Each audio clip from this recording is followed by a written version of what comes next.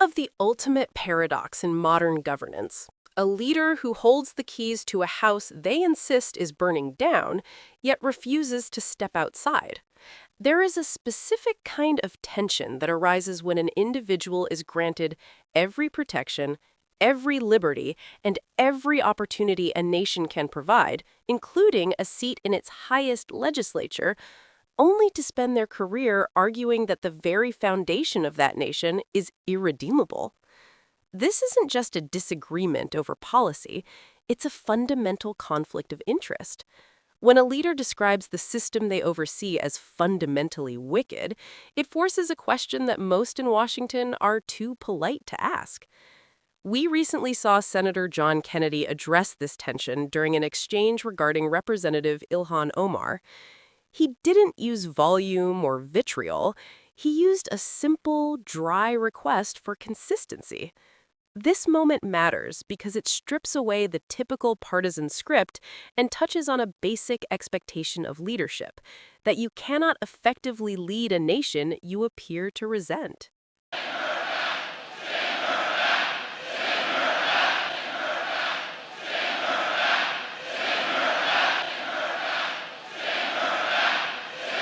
CARE was founded after 9/11.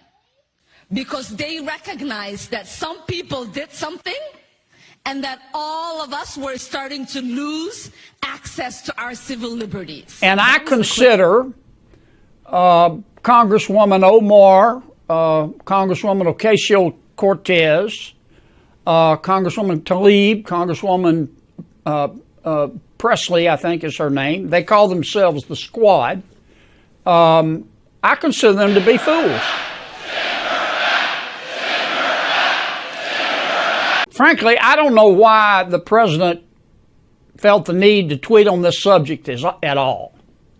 You know, when you argue with a fool, you just prove there are two.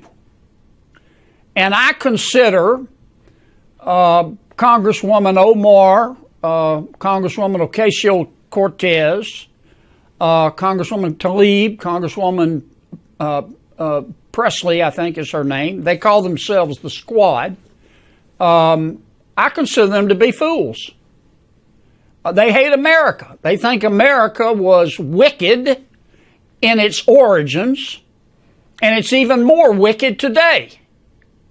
They ought to be thanking America instead of calling America evil and wicked and racist. But this is America, and they have the right to their opinion. But I don't like to see the president even dignify their point of view. Besides that, I think that the Squad, as they call themselves, they are destroying the Democratic Party. You know, when your opponent is screwing up, don't interrupt him. Let him go. I mean, just looking at this from a political standpoint, if I didn't know better, I would think the members of the Squad were GOP plants. I mean, they think that illegal immigration, socialism, higher taxes, abortion are all moral goods. They think America, Israel, free enterprise are moral bads. That's not what most Americans believe. And that's kind of where I am on the subject. The president has explained his position. He has said, look, here's what I meant. If you're not happy. I'm in a town where we have a lot of people who are refugees who have come, some from Somalia, some from Bosnia. I've never heard one of them say that America's a terrible place or be unappreciative of our country. Most of them are thankful. I've met people who have come here from behind the Iron Curtain that got away from communism. They're some of the best Americans we have because they really appreciate how great our country is. And then I hear Representative Omar say, oh, America's a terrible place. I'd love there to be justice, and there's no justice here. It's like, well, she came here and we fed her, we clothed her, she got welfare, she got school, she got health care, And then, lo and behold, she has the honor of actually winning a seat in Congress, and she says we're a terrible country. I think that's about as ungrateful as you can get. And so while I'm not saying we forcibly send her anywhere, I'm willing to contribute to buy her a ticket to go visit Somalia.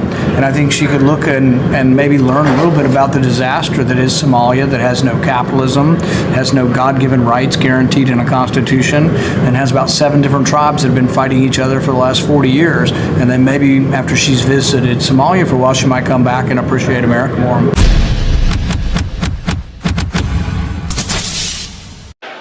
Omar laughed that Americans speak of al-Qaeda in a menacing tone and remarked that you don't say America with this intensity. You say al-Qaeda makes you proud. Al-Qaeda makes you proud. You don't speak that way about America.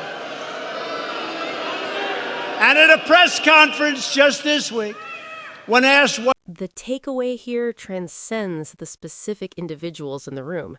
It suggests that we have entered an era where basic civic gratitude is considered a provocative act, and loyalty to the nation is treated as a secondary concern for its leaders.